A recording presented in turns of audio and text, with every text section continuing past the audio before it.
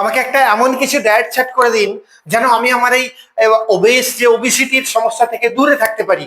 আমাকে এমন একটা ডায়েট চার্ট তৈরি করে দিন, এমন একটা খাবার দাবারের টেবিল তৈরি করে দিন যেন আমি আমার ওজনটা আগামী 1 মাসে 5 থেকে 7 কেজি কমিয়ে ফেলতে পারি। নমস্কার, আমার নাম নিউট্রিশনিস্ট অতনু ঘোষাল। এই ধরনের সমস্যা, ও হ্যাঁ, এই ধরনের সমস্যা আমাদের লাইফে অনেকের কাছেই আসে।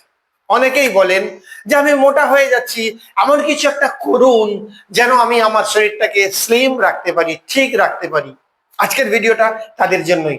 মেনলি আমরা আমাদের লাইফে এই মোটা হয়ে যাওয়ার কারণ খুঁজি না, আমরা বলি যে এই মোটা থেকে রোগা হওয়ার কিছু যদি থাকে দিন, এমন কিছু খাবার আছে যেগুলো দিন, যেগুলো থেকে আমি মোটা থেকে রোগা হতে পারি। আসুন আজকে এই নিয়ে আমরা কথা বলবো।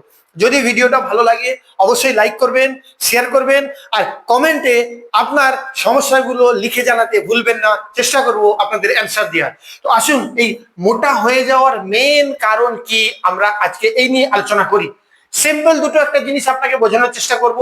যদি আপনি বুঝতে পারেন তাহলে আপনি এই সমস্যা থেকে পার্মানেন্টলি লাইফ টাইম মুক্তি পেতে পারবেন। এবং আপনি যদি চান আপনার ওজন নিয়ন্ত্রণে রাখতে, 50 কেজি 50, 60 কেজি 60, 70 কেজি 70, যতটা আপনি চাইবেন ততটাই ওজন আপনি আপনার করে রাখতে পারবেন, আমি গ্যারেন্টি দিলাম আপনাকে। আসুন দেখা যাক মেনলি এটার কারণ কি। আপনারা জানলে অবাক হবেন, আমাদের শরীরে যে কর্টিসল হরমোন আছে, সেই কর্টিসল হরমোন স্খলনের জন্য কিন্তু আমরা মোটা হই।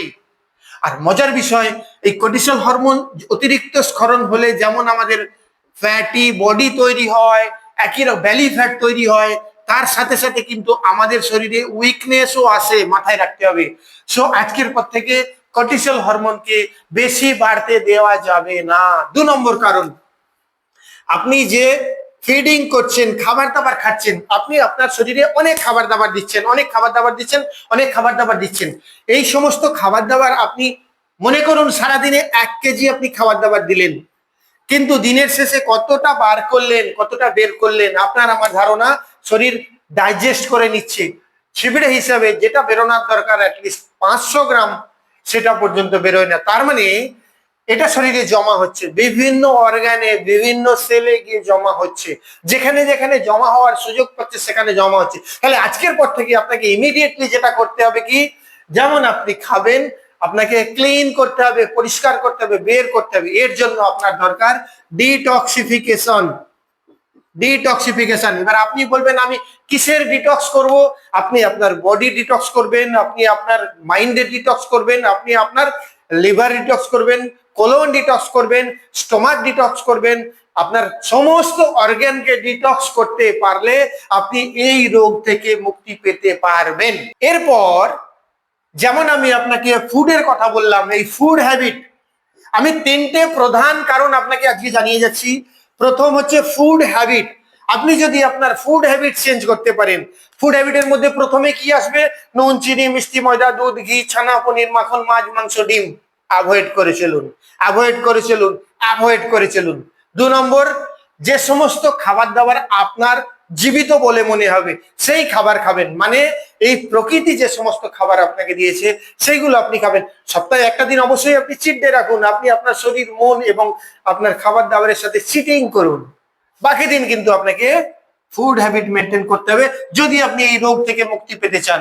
মানে আপনি যদি সপ্তাহে 5 দিন ন্যাচারাল ফুড খান, ন্যাচারাল ফুড খান, তাহলে আগামী 60, 70, 80 বছর পর্যন্ত এই খাবারটা খেতে পারবেন। আর যদি প্রত্যেক দিন আপনি আপনার শরীরকে ধোঁকা দেন, কখনো না কখনো আপনার শরীর নামক গাড়ির অ্যাক্সিডেন্ট হয়ে যেতেই পারে। সো খাবার দাবারের উপরে খেয়াল রাখুন। 2 নম্বর যেটা আমি বলবো সেটা হচ্ছে কুলকুচি। কুলকুচি যেটা বলছিলাম, কুলকুচি, যেমন খাবার দাবার খাওয়ার পর আমরা কুলকুচি করি যাতে করে মুখের মধ্যে কোনো খাবার দাবারের কিছু রয়ে না যায়, মুখে দুর্গন্ধ না থাকে। একই রকম ভাবে আপনাকে আপনার টোটাল বডিকে কুলকুচি করে বের করতে হবে। আপনার কোলনকে, পায়খানা করার পর আপনার মলদ্বারকে পরিষ্কার করে কুলকুচি করে বের করা, এই সমস্ত প্রসেস যদি আপনি ফলো করেন তাহলে আপনার শরীরে যে এক্সেস ফ্যাট জমা হচ্ছে সেগুলো আস্তে আস্তে ক্লিন হয়ে যাবে, আস্তে আস্তে। আচ্ছা, মজার বিষয় কি, এই মোটাপা থেকে কিন্তু পিসিওএস মহিলাদের জন্য, পিসিওডি, এবং এই জাতীয় সমস্ত সমস্যা, ইভেন পিরিয়ডিক্যাল প্রবলেম তো ছেড়েই দিন, আফটার ম্যারেড প্রেগনেন্সির সমস্যা আছে এই মোটাপা থেকে। সো আজকে থেকেই আপনি এটার উপরে নজর রাখুন, নাহলে কিন্তু আগামী দিনে আপনি একটা ভয়ঙ্কর সমস্যার মধ্যে পড়তে চলেছেন। 3 নম্বর, যেমন 1 নম্বরে ফুড হ্যাবিট, 2 নম্বরে ডিটক্স রয়েছে, 3 নম্বর যেটা সব থেকে ভাইটাল সেটা হচ্ছে আপনার লাইফস্টাইল। লাইফস্টাইল, আপনার জীবনশৈলী। আপনার জীবনশৈলী যদি ঠিকঠাক না হয়, আপনি খাবার দাবারটা ভালো মন্দ খাচ্ছেন, আপনি কুলকুচিত করছেন, কোলন ডিটক্স করছেন, কিন্তু ঘুম থেকে উঠছেন সকালবেলা দেরি করে, ঘুমোতে যাচ্ছেন রাত্রে দেরি করে, আপনি আপনার খাবার দাবারের টাইমটাকে মেনটেন করছেন না, বিকেলের দিকে ফল খাচ্ছেন, যখন খুশি ইচ্ছা মতো ফল খাচ্ছেন, যখন খুশি ইচ্ছা মতো আপনি খাবার দাবার খাচ্ছেন। এই জীবন শৈলীটাকে যদি আপনি পরিবর্তন না করেন, একটা নির্দিষ্ট ছন্দে নিয়ে না আসেন, তাহলে কিন্তু এই মোটা হয়ে যাওয়ার প্রবণতা অনেক অনেক অনেক গুণ বেশি। বাকি রয়ে গেল যে সমস্ত খাবার দাবার আপনি খান, তার মধ্যে অনেক ভালো ভালো জিনিস আছে যেগুলো আপনার শরীরকে vitamin, protein, minerals, nutrition fulfil করে দেওয়ার জন্য যথেষ্ট। সো আজকের পর থেকে যদি আপনি আপনার ফুড হ্যাবিট, আপনার ডিটক্সিফিকেশন, আপনার লাইফস্টাইলকে মেনটেন করতে পারেন, অন্য কিছু করার দরকার নেই, আপনাকে জগিং, এক্সারসাইজ, ব্যায়াম, জিম এই সমস্ত কিছু করার দরকার নেই। সিম্পল 3টে জিনিস, আপনি ফুড হ্যাবিট চেঞ্জ করুন, আপনি আপনার বডি, লিভার, কোলনকে ডিটক্সিফাই করুন, আর 3 নম্বর, আপনি আপনার লাইফস্টাইল মেনটেন করুন। আমি অনেককে জিজ্ঞাসা করি, বলেন রাত্রি 11টার সময় শুতে যান, ঘুম থেকে ওঠেন কখন? 7টা, 7:30। আপনাকে 6টার আগে বিছানা ছেড়ে দিতে হবে। এটা যদি আপনি পারেন, দেখবেন ধীরে ধীরে ধীরে ধীরে আপনার এই সমস্যা থেকে আপনি মুক্তি পেয়ে গেছেন।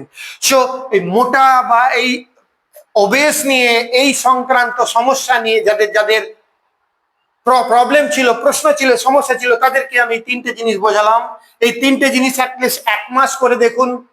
ডিটক্সিফাই কোথায় করবেন, ফুড হ্যাবিট কিভাবে চেঞ্জ করবেন, লাইফস্টাইল কিভাবে চেঞ্জ করবেন, এর সমস্ত ভিডিও আমার এই ইউটিউব চ্যানেলে দেওয়া আছে। আপনি 1টা মাস করে দেখুন, রেজাল্ট আপনি হাতে হাতে পেয়ে যাবেন। বাকি রয়ে গেল ওষুধ খাওয়া, সাপ্লিমেন্ট খাওয়া, সুপার ফুড খাওয়া, এগুলো তো থাকবে, এগুলো তো চলবেই আপনার লাইফে। বাট এই 3টে জিনিসকে আপাতত আপনি 1টা মাস কন্টিনিউ করে দেখুন। ভালো থাকবেন, সকলের সুস্থতা কামনা করে আজকে এইটুকুই। নমস্কার, জয় হিন্দ।